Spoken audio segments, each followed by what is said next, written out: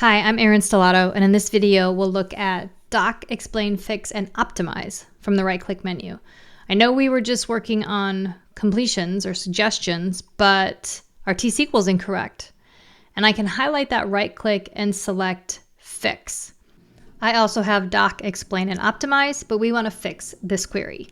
That takes the T-SQL that's in the editor and basically pushes that over to the chat with a fix command. You can see that it says fix the selected code up at the top.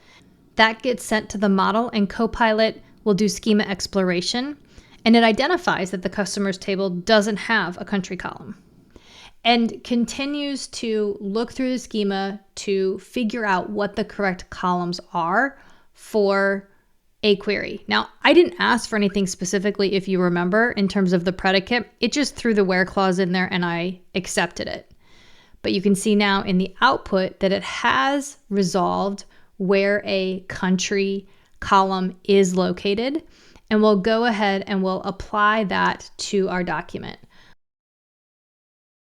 We'll get the diff here to see what's changed. It's added a lot more tables to our query, but now the query executes successfully. We'll continue with completions in the next video.